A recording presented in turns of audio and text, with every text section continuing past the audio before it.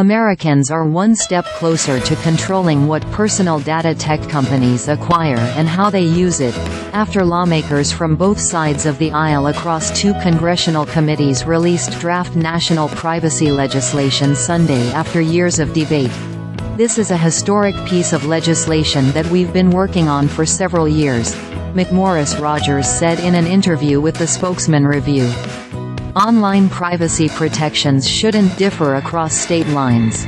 What we see is a patchwork of state laws developing, and this draft that Senator Cantwell and I have agreed to will establish privacy protections that are stronger than any state law on the books. Representative Frank Pallone, DNJ, who is the ranking member on the House Energy and Commerce Committee, applauded the draft legislation but said there are key areas where the bill can be strengthened, including children's privacy.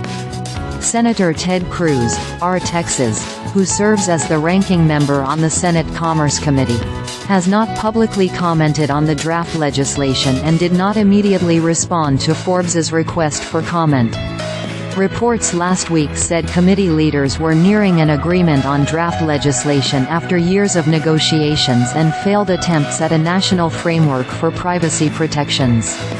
Republicans working on the efforts have called for a federal law that would unify state rules, and Democrats have argued that states should be allowed to go past any federal rules. The committees got close to an agreement in 2022, but the measure proposed by McMorris Rodgers and Pallone was ultimately opposed by Cantwell. While members of Congress have debated federal regulations, some states have gone ahead and passed their own privacy laws.